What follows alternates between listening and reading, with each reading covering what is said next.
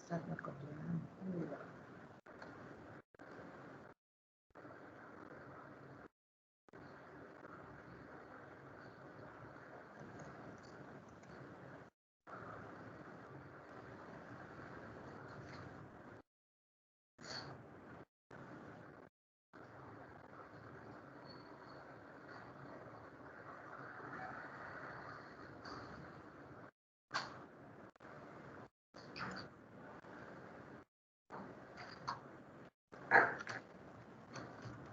Hello. Yes, sir.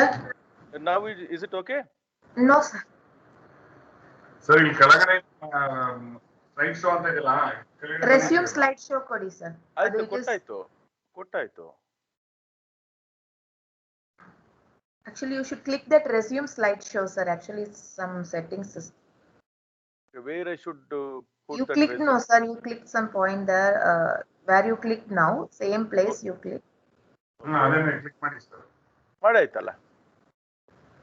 ಗೊತ್ತಾಯಿಲ್ಲ ಅಂದ್ರೆ. Share ಮಾಡಿ. Sir, you go to that animations and try next to animation slideshow. Try through there. Sir, there you keep resume slideshow. That option is coming on the top. You should click that resume slideshow. Where is it? Resume slideshow. So you click the first button now, sir. So it will come back. Boxes opened on the top. So there you should. I'll do one thing. You can make yourself as an admin or whatever, and then you can open my slide. That can One be minute, fast. sir. I will request control. Just. Yeah. You ask, give me controls.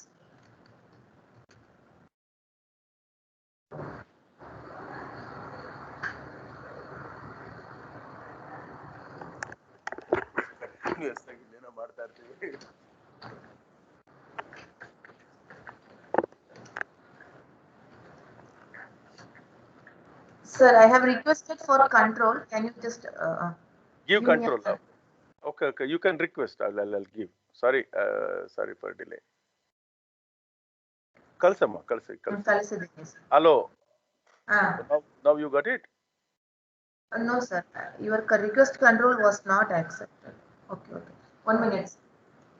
I didn't get control.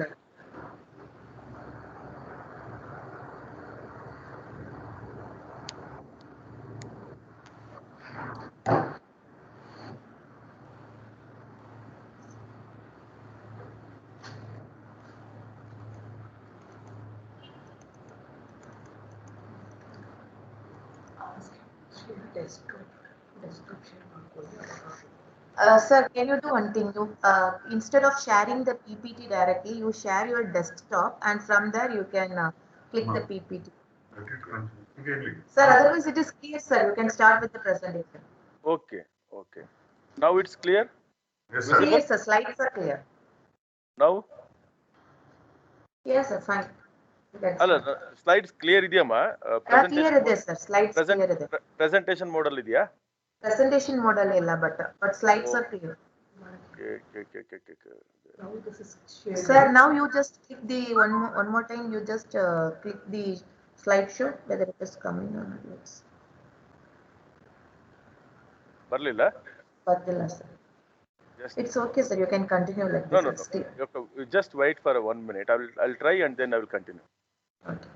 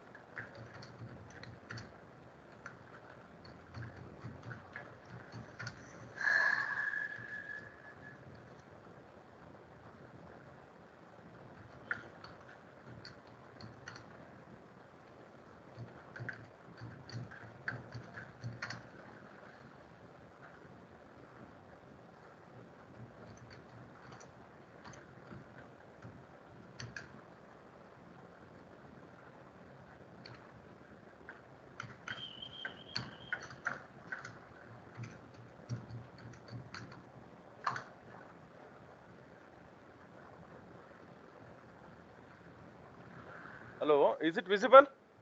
Visible, sir. Okay. I don't know, but slideshow is not there. The slideshow is not there, sir. Oh, can I continue like this only? Yes, sir. Yes, sir. Yes, sir. You can continue. Okay, I'm sorry for the technical glitches. What has happened here from my side? I was also bit busy in attending some examination duty. Maybe that's what I was not prepared to attend these technical issues. Anyway, so good afternoon to all of you.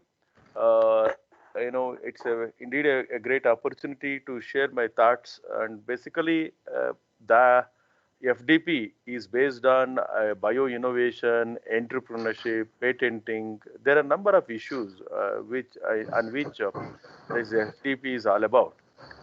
But what I'm going to discuss for the next couple of minutes is, that the building Atmanirbhar Bharat, this is a slogan, or this is a concept, or this is a theme, that this is the government agenda wherein they wanted to see that more Indian sort of a make in India part of sort of a thing, or we wanted to make sure more number of students, jump into the bandwagon of become an entrepreneur and produce an ideal Indian model or something like that. That's where, so self-reliance or the self-sufficient in producing our own goods. That's where.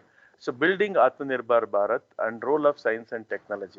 So what I'm going to share is I'm going to share some of the success stories of which are happened in this country in the last 2 decades and some of the areas, and these science and technology derived solutions made India proud. So if that is the case, we had already launched this kind of a concept or the program, but we need to take it this in a more vigorous way. So that is a with that concept, that this is a make in India, or whatever we talk about, or Atmanirbhar Bharat. Okay, the look at that, uh, uh, friends. Pandit Nehru, the first, the prime minister of this country, was strongly believed in two wonderful concepts. One is the freedom of speech, and a concept he had coined, a nation with a scientific temper. So he said in the early 50s, the country, the leaders were thought that scientific temper, which is very important to see that the transformed India in the future. That's where they included, that freedom of speech and scientific temper in our constitution. That's where, according to the fundamental duties, the scientific temper is one of the rights or something like that, what we can call about today.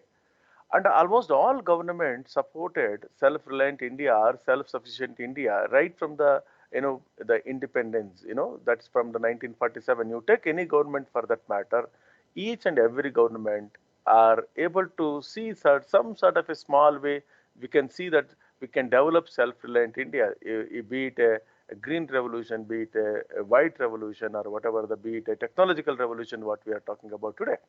So now it is a policy under the Prime Minister of India. That's where Make in India for the bigger and more important part of the global economy. So, of course, we had this earlier, but now we wanted to do it in a very robust way, in a big way, and we must see that that will be playing an important role as far as in India as far as the global economy is concerned. That's where. For this, our Honorable Prime Minister Narendra Modi ji announced this policy on that the last year, 12th May 2020, with the 5 pillars. So that is, that this is it may be economy. So we need to have a robust economy, and this is, Atmanirbhar Bharat or Make in India or a self-reliant India should contribute more in terms of building India's strong economy, and then developing our own infrastructure. Right infrastructure we need to develop. India should have a good infrastructure, be it in the roads or whatever you're talking about, and technology driven system. So countrymen or the technocrats should come up with more technological innovations. It may be for a poor, it may be for a disabled, it may be for, so whatever the way we can give, it may be for a farmers.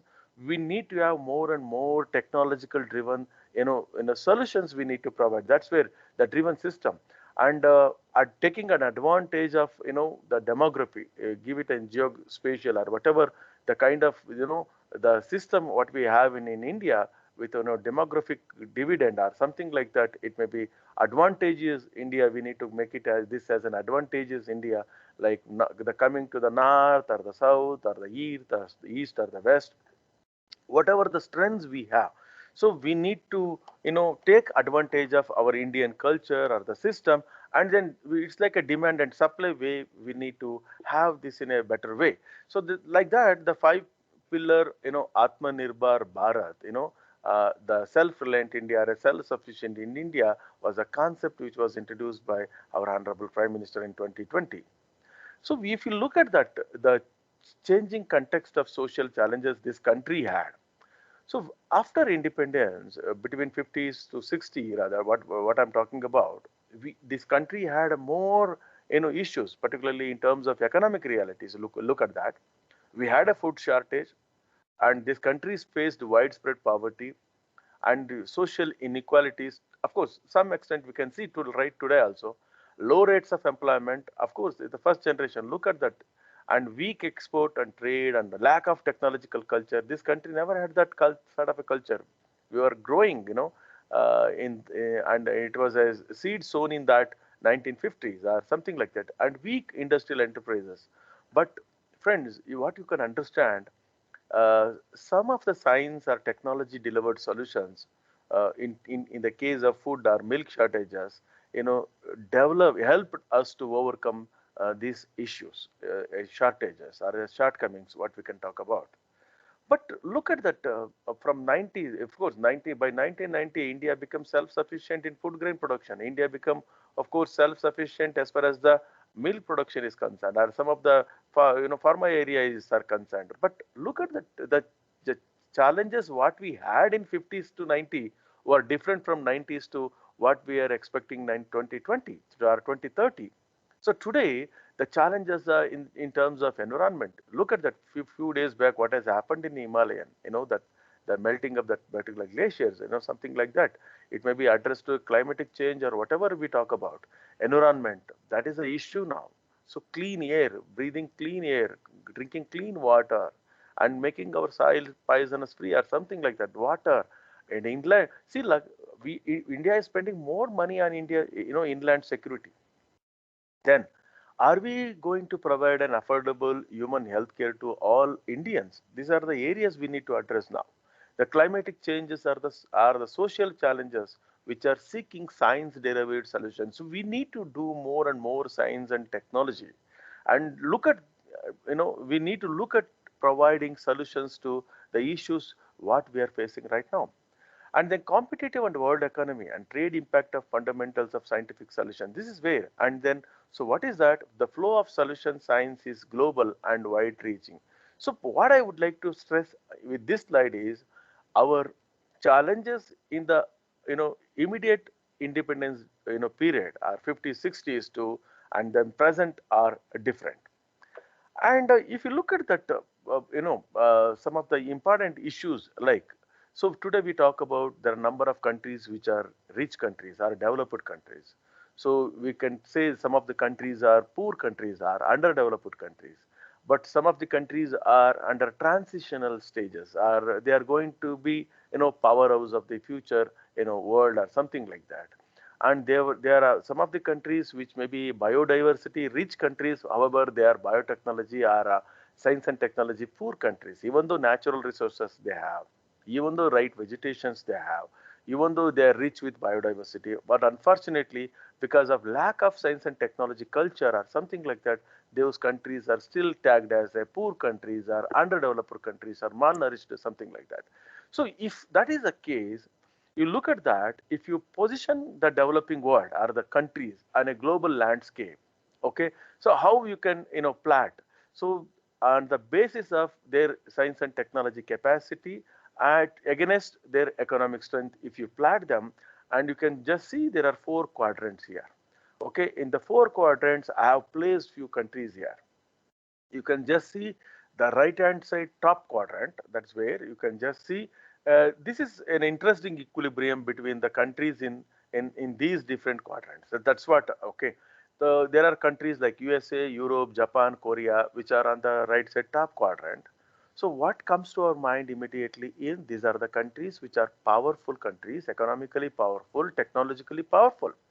So they are self-sufficient in many areas. Okay, they have a science and technology culture, so they are not dependent countries some extent. What we can say.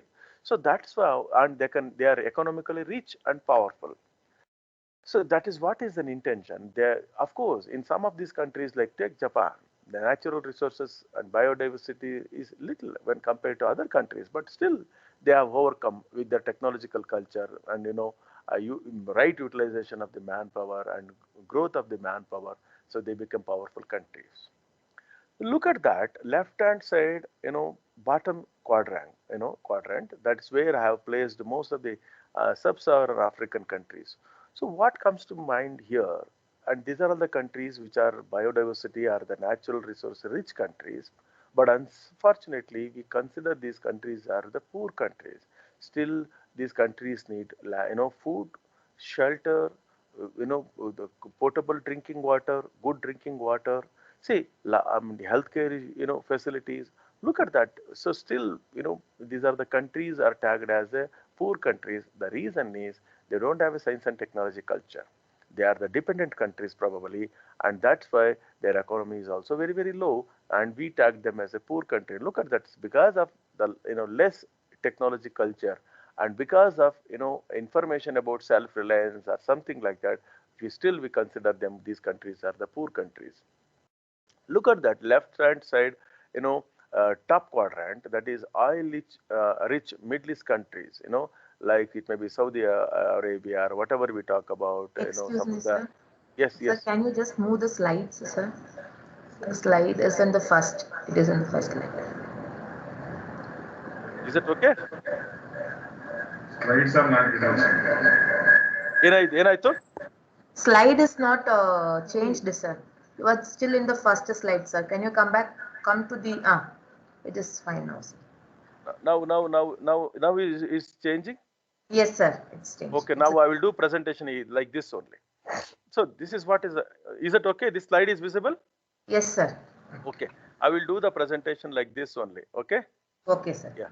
So look at that. This is what I was, showing some of the countries, which I have positioned on the basis of their science and technology capacity and their economic strength. Okay. So these are all the countries. What I said, oil-rich Middle East countries. Look at these countries. So these countries are economically rich countries. They have a, their economy is so strong, and because they have their own natural resources, something like the Nile. But however, they have less science and technology culture. And these are the countries which take manpower from third world countries or countries like India or the China are the countries which provide huge manpower to these oil rich Middle East countries. Okay, or they may take science and technology solutions from these are the countries.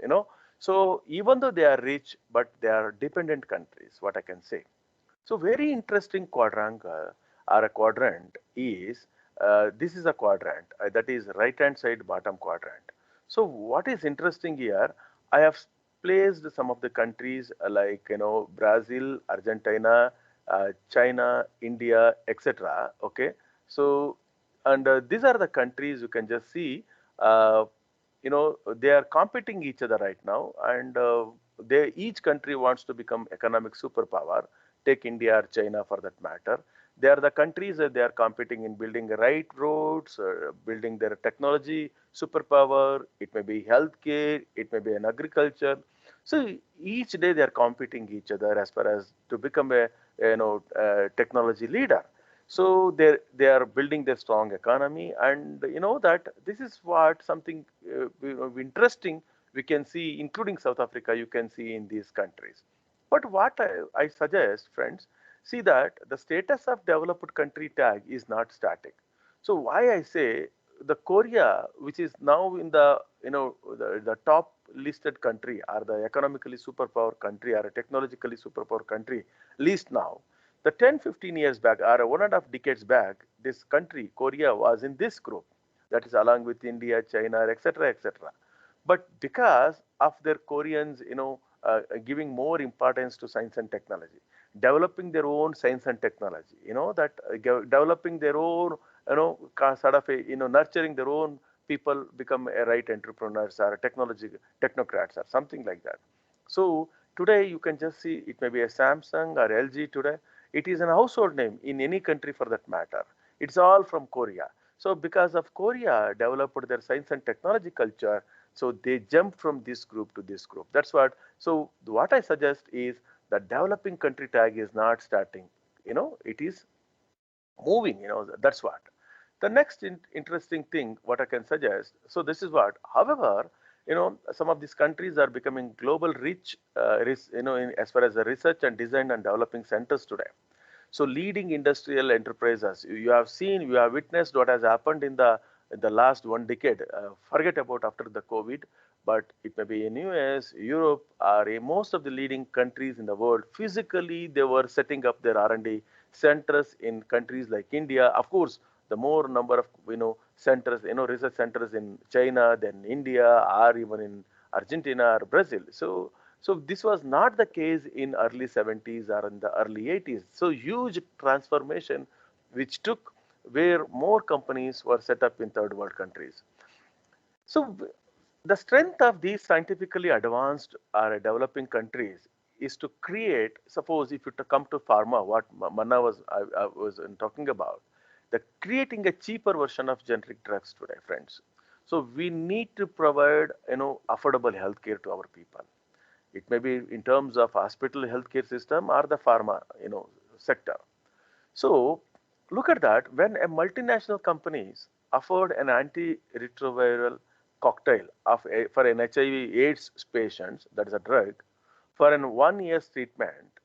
If you take any HIV patient, he is supposed to take a treatment in South Africa for 1 year treatment. Drug cost itself will be around $12,000. Thanks to our Indian company, which is Cipla, founded by Yusuf Ahmed, which you know developed and offered it for a mere $350. So such kind of contributions made India proud, made India self-reliant or self-sufficient, thanks to people involved in developing such a wonderful drug, particularly people in Cipla. For it is low-cost drugs what they have provided. Look at that another one, hepatitis B vaccine. India is, as far as production is concerned, number one in the world probably, isn't it?